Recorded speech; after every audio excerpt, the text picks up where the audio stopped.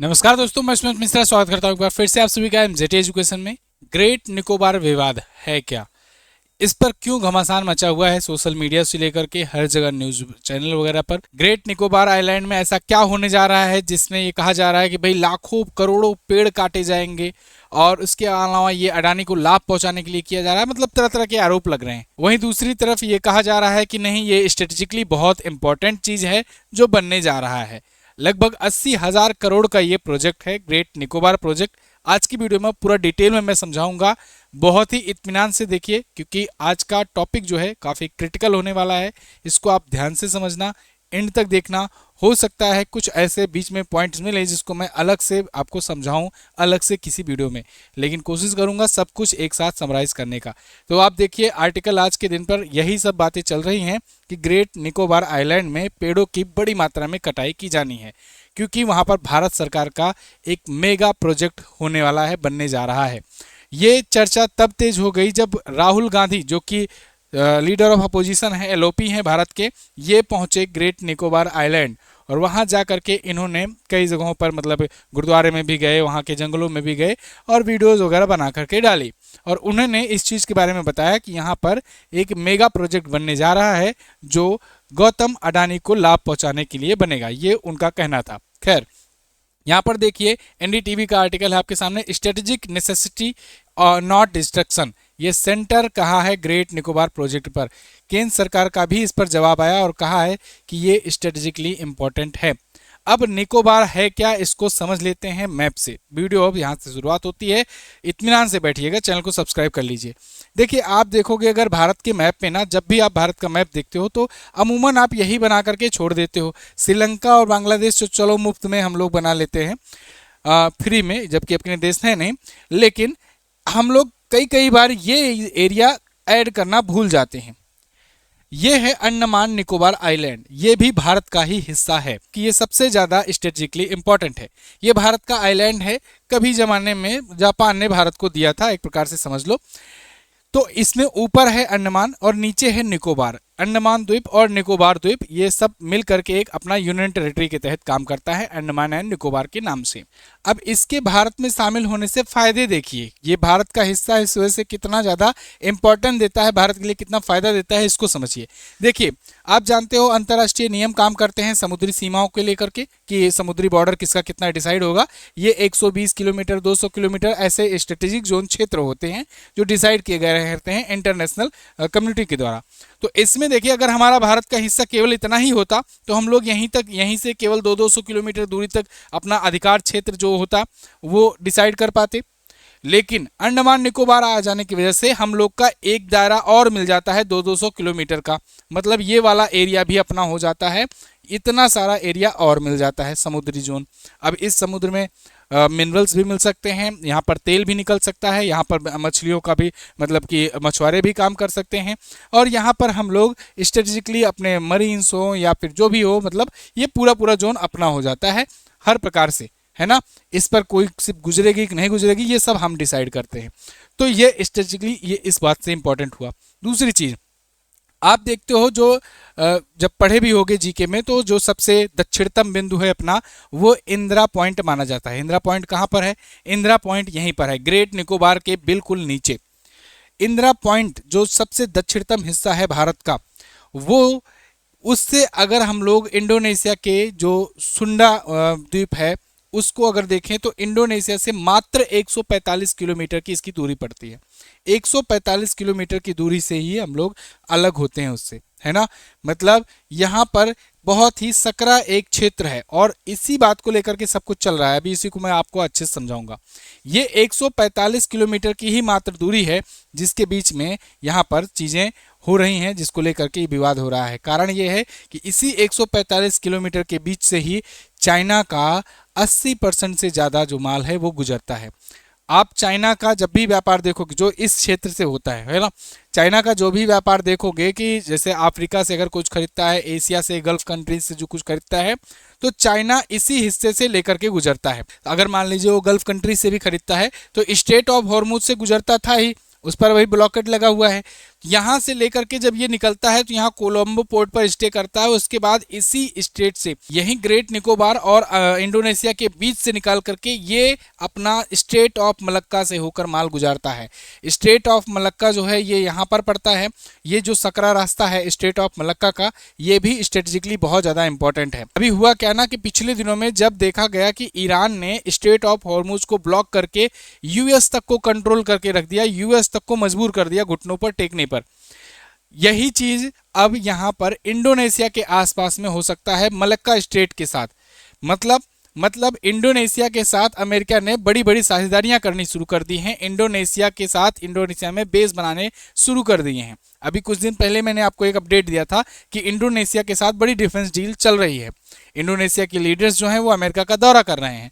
अगर मान लीजिए इंडोनेशिया के साथ यहाँ पर अमेरिकी पैठ बन जाती है तो कल को अगर फ्यूचर में चाइना को कंट्रोल करना हुआ तो अमेरिका स्टेट ऑफ मलक्का को इधर जो है उसको ब्लॉक कर देगा, जिसके बाद लगभग 80% व्यापार जो इस एरिया से होता है चाइना का वो ठप पड़ जाएगा, क्योंकि इसके पास और कोई रास्ता ही नहीं है। इसी रास्ते से होकर के चाइना का माल गुजरता है। जो भी कुछ वो अफ्रीका से खरीदता है या एशिया से खरीदता है या इधर मेडिटेरियन सी से कुछ खरीदता है तो वो स्टेट ऑफ मलक्का से गुजरना ही पड़ता है, तभी वो पहुंच पाता है संघाई तक। तो इसलिए चाइना के लिए बहुत इंपॉर्टेंट लोकेशन है। इस चीज पर अब अमेरिका लग गया है ईरान से सीखते हुए। लेकिन क्या अमेरिका ही सीख सकता है? हम लोग नहीं सीख सकते? हम लोग भी सीख सकते हैं। अगर मान लो कल को चाइना कुछ अग्रेशन दिखाता है, कल को मान लो यहाँ पर गलवान घाटी जैसा कोई इंसिडेंट होता है, या फिर मान लो कि चाइना पाकिस्तान के साथ मिलकर या बांग्लादेश के साथ मिलकर भारत को घेरने की कोशिश करता है, तो हम लोग चाइना को कैसे रोकेंगे? हम लोग को भी रोकने के लिए कुछ ना कुछ ऐसी उसकी नब्ज दबानी होगी ना। तो हम लोग को चाहिए कि यहाँ ग्रेट निकोबार के पास से जो गुजरता है ना, जो 100-150 किलोमीटर का उसका एरिया है, उसको हम लोग यहाँ पर कुछ ऐसा पैठ बना लें कि उसको ब्लॉक कर दें। अगर यहाँ पर हम लोग ब्लॉक कर दिए तो अमेरिका स्टेट ऑफ मलक्का को करे या ना करे, हम लोग इस वाले अपने वाले एरिया में ब्लॉक करके उसको बैठ जाएंगे तो वो घुटनों पर आ जाएगा, हमारी शर्तें मारने के लिए मजबूर हो जाएगा। लेकिन अभी दिक्कत यह है कि अभी ग्रेट निकोबार जो द्वीप है या कहें अंडमान निकोबार है, यहाँ पर उतना डेवलपमेंट नहीं हो पाया है कि अपनी वहाँ सैन्य पैठ ऐसी बन सके कि जिससे हम लोग वहाँ से ब्लॉकेट कर सकें। हालांकि तीनों सेना का कोर कमान वहाँ पर है, अंडमान में है, लेकिन हम लोग ग्रेट निकोबार में ऐसी पैठ बनाना चाहते हैं, ऐसा कुछ डेवलपमेंट करना चाहते हैं जिससे हम लोग इन फ्यूचर वहाँ पर कोई ऐसा स्ट्रेटेजिक मूव ले सकें। अब इसके लिए ग्रेट निकोबार प्रोजेक्ट लाया गया। ग्रेट निकोबार प्रोजेक्ट है क्या, इसको समझते हैं। ग्रेट निकोबार प्रोजेक्ट जो है ये 81,000 करोड़ का एक सुपर मेगा प्रोजेक्ट है। इसके तहत कई प्रोजेक्ट इसमें बनाए जाएंगे, जैसे गैलाथिया खाड़ी में अंतर्राष्ट्रीय कंटेनर ट्रांसशिपमेंट पोर्ट बनेगा, ICTP बनेगा। ये क्या होता है इसको भी मैं अभी आपको समझाऊंगा। इसके अलावा अंतर्राष्ट्रीय ग्रीनफील्ड एयरपोर्ट बनेगा। इसके अलावा पावर प्लांट्स बनेंगे और स्ट्रेटेजिक सैन्य अपग्रेड भी यहाँ पर होगा। तो ये 4 मेनली बड़े बड़े चीज किए जाएंगे। आप इसको यहाँ से भी समझ सकते हो। आप अगर मैप में सिर्फ ग्रेट निकोबार को देखते हो जो सबसे नीचे पड़ता है, तो उसमें देखिए ऊपर कैंपबेल बे नेशनल पार्क मिल जाता है। इसके अलावा नीचे जो है ये गैलाथिया नेशनल पार्क होता है। 2 नेशनल पार्क यहाँ पर पड़ते हैं। तो यहाँ पर देखिए एक तो बनेगा ये 149.6 स्क्वायर किलोमीटर में integrated township featuring residential, commercial, logistic और डिफेंस इंफ्रास्ट्रक्चर बनेंगे। ये डिफेंस के लिए जाएगा मतलब। इसके बाद 0.39 स्क्वायर किलोमीटर में गैस और सोलर पावर एनर्जी प्लांट यहाँ पर बनाए जाएंगे, जहां पर आगे इन फ्यूचर में हो सकता है तेल वगैरह की खुदाई के लिए, तेल की खोज के लिए भी काम किए जाएं। इसके बाद यहाँ पर देखिए 7.66 स्क्वायर किलोमीटर में ट्रांसशिपमेंट हार्बर पोर्ट बनेगा। इसके बाद यहाँ पर एक चौथा बनेगा 8.45 किलोमीटर में ये ड्यूल यूज इंटरनेशनल एयरपोर्ट बनेगा। सिविलियन और मिलिट्री दोनों ऑपरेशंस के लिए यहाँ पर होगा, मतलब एयरपोर्ट भी बनेगा सिविलियन के लिए जाने के लिए और मिलिट्री के लिए भी जाने के लिए। तो मिलिट्री की भी यहाँ पर एयरफोर्स की भी पैठ बन पाएगी। तो अब आते हैं ट्रांसशिपमेंट पोर्ट पर। ये तो आप समझ गए डिफेंस के लिए इंपॉर्टेंस। अब ट्रांसशिपमेंट पोर्ट के लिए कितना इंपॉर्टेंट है इसको समझिए। देखिए पोर्ट्स जो होते हैं, बंदरगाह जो होते हैं, जहां पर जहाजें आती हैं, डॉक होती है, वहां पर माल उतरते हैं, माल लगते हैं, उसके बाद जाता है बेचने या खरीदने, ठीक है ना। लेकिन नॉर्मल पोर्ट और ट्रांसशिपमेंट पोर्ट में अंतर ये होता है कि ट्रांसशिपमेंट पोर्ट ये मेगा शिप को भी डॉक कर सकती है। मतलब आप समझिए कि जैसे एक मेगा शिप आती है कोई बड़ी सी जो दूर से आ रही होती है, वो बहुत बड़ी जहाज होती है, उससे कई सारे शिप सामान ले लेकर के अपने अपने देशों को जाते हैं, गुजरते हैं। अभी जो है ट्रांसशिपमेंट पोर्ट अगर बात करें अपने इस एरिया में, तो यहाँ पर एक कोलंबो में है, एक इधर इन सिंगापुर में है। तो जब कोई बड़ी जहाज आती है, बड़ी शिप आती है, तो वो कोलंबो में या तो रुकती है, फिर कोलंबो में डॉक होने के बाद वहाँ से छोटी छोटी जहाज़ें जो हैं वो अलग अलग में भारत के पास भी जा करके या और भी देशों के पास अगर जाना हो तो वहाँ जा करके माल सप्लाई किया करती हैं। क्यों? क्योंकि यहाँ पर गहरा समुद्र है, श्रीलंका के पास, कोलंबो के पास। वहाँ पर गहरा समुद्र मतलब आप ये समझिए कि बाकी जगहों पर है ना, साइड साइड में समुद्र में उतनी गहराई नहीं है, और वो जो ट्रांसशिपमेंट पोर्ट होता है वहाँ पर चाहिए होता है इंस्टेंटली बहुत ज़्यादा गहराई, जमीन से जस्ट ज़्यादा बहुत ज़्यादा गहराई मिल जाती है जस्ट बाद, तब फिर वहाँ पर वो शिप जो है डॉक हो सकता है। बाकी जगहों पर अगर भारत की जगह पर देखें तो यहाँ पर अंदर में मतलब धीरे धीरे गहराई होती हुई आई है। जब धीरे धीरे गहराई होती है तो फिर उसको जो छोटे मोटे शिप होते हैं उन्हीं को डॉक किया जा सकता है, बहुत ज़्यादा बड़े शिप को नहीं डॉक कर पाते हैं। लेकिन अब यही ट्रांसशिपमेंट पोर्ट अगर हम लोग यहाँ पर निकोबार में बना लेंगे, अभी आपको पता होगा कि भारत भी अभी एक तिरुवनंतपुरम में भी बना रहा है। अब आप समझिए अगर अपना निकोबार में एक ऐसा आईसीटीपी बन जाता है, ट्रांसशिपमेंट पोर्ट बन जाता है, तो यहाँ से देखिए चाहे अगर थाईलैंड को जाना हो, म्यांमार को, वियतनाम को, मतलब इन सब देशों को भी, इन सब देशों के जहाज़ों को भी हम लोग यहाँ डॉक करवा सकते हैं, और उनके डॉक करने के बदले में हम लोग पैसे कमा सकते हैं। मतलब सिंगापुर का पूरा पूरा बिजनेस मॉडल यही है। सिंगापुर ने ट्रांसशिपमेंट पोर्ट बना करके ही यहाँ पर पूरी कमाई की है। एक्चुअल में जब ये जहाजें चलती हैं तो महीने महीने लग जाते हैं पहुंचने में, है ना। तो जब जहाजें चलती हैं तो बीच बीच में रुकती हैं कहीं पर, जैसे कोलंबो में एक बार रुकी, फिर उसके बाद आकर के यहाँ पर सिंगापुर में डॉक हुई, तो वहाँ से जैसे चाइना लेकर के अपना जहाज आया, वहाँ से कंटेनर आया। अब कंटेनर में चाइना वाले में हो सकता है कि कुछ यहाँ श्रीलंका का भी सामान हो सकता है कुछ यहाँ मालदीव का सामान हो, तो वो आया कोलंबो पोर्ट पर डॉक हुआ, और उसके बाद मालदीव वाले ने अपना सामान उतार करके वो अपना ले गए, बाकी वाला सामान लेकर के फिर यहाँ पहुँचाई चाइना। फिर चाइना सिंगापुर में डॉक हुआ, तो यहाँ से कई और देशों का सामान जो है उसमें दे दिया कि चलो भाई हम आ ही रहे थे और तुम्हारा सामान हो गया। जैसे आप समझो ऐसे कि इसरो अपना जब सैटेलाइट लॉन्च करता है, साथ ही में कुछ और देशों के भी छोटे छोटे जो देश हैं जो उनके पास रॉकेट नहीं है उनके भी सैटेलाइट लिए जाता है। ऐसे ही यहाँ पर भी होता है। अगर ऐसे ही जब हम लोग अपना ट्रांसशिपमेंट पोर्ट बना लिए तो हम लोग जो छोटे छोटे देश हैं ना, बांग्लादेश हुआ, म्यांमार हुआ, थाईलैंड हुआ, लाओस हुआ, इन सब के भी ला सकेंगे शिप के सामान, और यहाँ से हम लोग पैसे कमा सकेंगे। इसके बाद यहाँ से हम लोग की देखिए हर जगह पर कनेक्टिविटी तो है ही, मतलब अपना ये जो इधर ईस्टर्न पोर्ट है पूरा का पूरा, इन सब जगहों पर अपना माल पहुंचा सकते हैं अपने दम पर, अपने निर्णयों के आधार पर। हम लोग को ऐसा नहीं सोचना होगा कि भाई कोलंबो में वहां पर हम्बनटोटा बंदरगाह पर रोके, जो चाइना ने लीज पर ले रखा है 99 साल के लिए, उन पर रोकें। कल को वो कोई सैंक्शन लगा दे, वो रोक ले, जैसे स्टेट ऑफ हॉर्मुज में ईरान ने रोक रखा है। सिंगापुर से कोई दिक्कत हो गई है ना, तो ऐसी जगहों पर हम लोग को जाकर, अब देखो अभी क्या होता है, मान लो यहाँ कोलंबो में बात नहीं बनी तो हम लोग को सिंगापुर में जाकर डॉक कराना पड़ता है, फिर यहाँ से छोटे छोटे जहाज़ों से माल लाना पड़ता है। लेकिन जब यहाँ हो जाएगा तो हम लोग अपने हिसाब से ले आ पाएंगे। तो ये एक सबसे बड़ा फायदा है। अब तीसरा सबसे बड़ा फायदा जो सबसे ज़्यादा जरूरी है, चाइना को रोकना। कारण ये है कि देखिए चाइना जो है, अब जब इसने देखा स्टेट ऑफ हॉर्मुज में वहाँ पर अमेरिका ने ब्लॉकेड लगा दिया, ईरान ने ब्लॉकेड लगा दिया, जिसके बाद से ईरान से तो मान लो चाइना की अच्छी बनती है तो वो तो जाने दे रहा था इंडिया और चाइना, पाकिस्तान जैसे देशों का जहाज। लेकिन अमेरिका ने जब ब्लॉकेड लगा दिया तो उससे सबका नुकसान हो रहा है।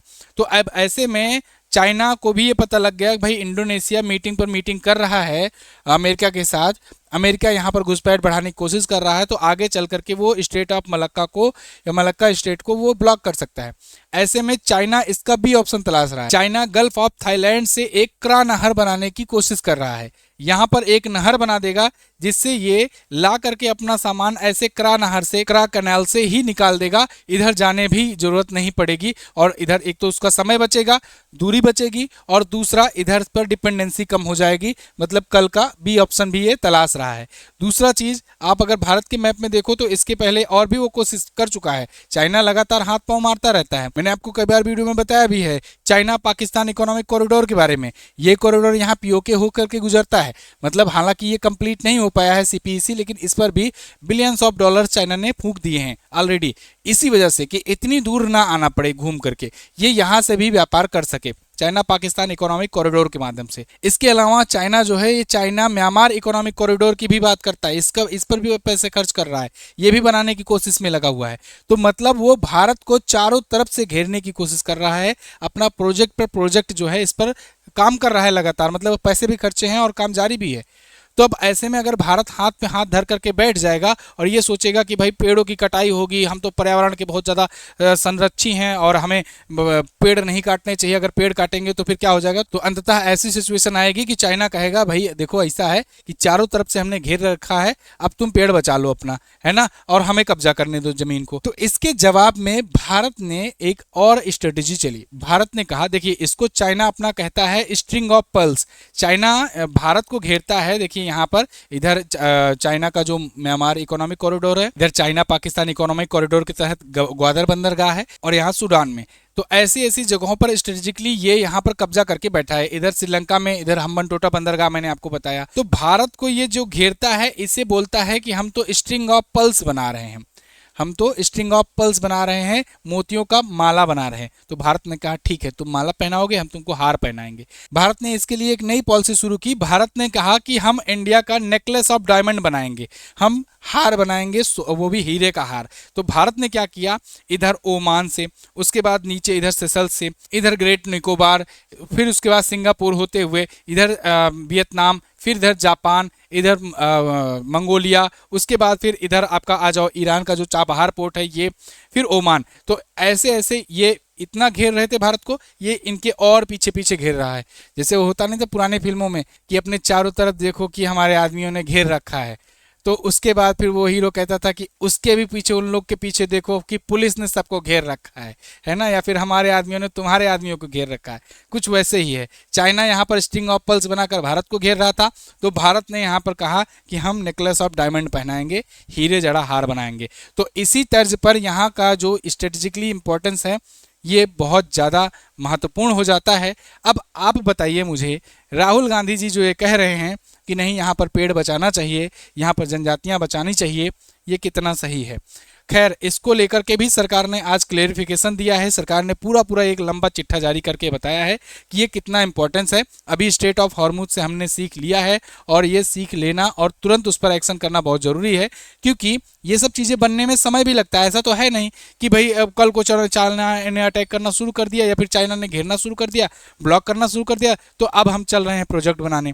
वो सब बनाने में समय लगेगा, तो उसके लिए पहले से ही तैयारी करना पड़ता है। सरकार ने कहा है कि भाई एनजीटी से यानी नेशनल ग्रीन ट्रिब्यूनल से हमें मंजूरी मिल चुकी है। नेशनल ग्रीन ट्रिब्यूनल ने कहा है कि यहाँ पर जितने भी पेड़ कटेंगे, जितने भी यहाँ पर एरिया साफ किया जाएगा, जितने भी एरिया में पेड़ कटेंगे उसका 1.5 गुना लगभग में पेड़ अरावली के क्षेत्र में हरियाणा में लगा दिए जाएंगे, जिससे पर्यावरण संतुलन बना रहेगा और जो ऑक्सीजन की कमी यहाँ से कटने से होगी वो सब बरकरार रहेगी। और यहाँ पर पॉपुलेशन कम है, वहाँ पर ज़्यादा है, अगर तो वहाँ पर पेड़ लगेंगे और वो भी 1.5 गुना ज़्यादा मात्रा में, तो उससे ज़्यादा आबादी को फ़ायदा होगा। तो इस तर्क को देते हुए यहाँ पर नेशनल ग्रीन ट्रिब्यूनल ने इसको जारी कर दिया। बस अफवाहें जो उड़ रही हैं, जो इस चीज़ का नैरेटिव गढ़ा जा रहा है, इसके जवाब में सरकार ने पूरा क्लैरिफिकेशन भी दिया है। भाई देखो, अगर मेरा पर्सनल ओपिनियन मानोगे या पूछोगे तो मैं तो ये कहूँगा कि भाई ये प्रोजेक्ट जो है देश के लिए बहुत ज़रूरी है, स्ट्रेटेजिकली बहुत इंपॉर्टेंट है, क्योंकि जिस प्रकार से ईरान ने अमेरिका को दाब रखा है, स्ट्रेट ऑफ हॉर्मुज को ब्लॉक करके घुटनों पर ला दिया अमेरिका को, वैसे ही कुछ हम लोग भी कर सकते हैं अगर कल को चाइना कुछ भी हरकतें ऐसा करने की कोशिश करता है तो, इसी एक स्ट्रेटेजिक लोकेशन से। हाँ, कुछ लोग ये कह रहे हैं कि भाई अरे वो तो 12 kilometre 15 kilometre straight of Hormuz था, ये तो 100-150 किलोमीटर है। तो भाई उनको ये बता दो कि इंडिया की मिसाइलें ना 5-5 हज़ार किलोमीटर की दूर तक जाती हैं, है ना, और वहाँ पर कोई रस्सी बांध करके नहीं रोकता है कि ये चलो हम रस्सा लगा दिए स्ट्रेट ऑफ हॉर्मुज 9 किलोमीटर का तो रुक गया। नहीं, उसको मिसाइलों से ही रोकना होता है, और वहाँ पर अगर पैठ रहेगी अपनी या नीचे सबमरीन माइंस बिछा देंगे तो उस हिसाब से भी ब्लॉकेट किया जा सकेगा। खैर, आपकी इस पर क्या राय है आप लोग कमेंट करके जरूर बताइएगा।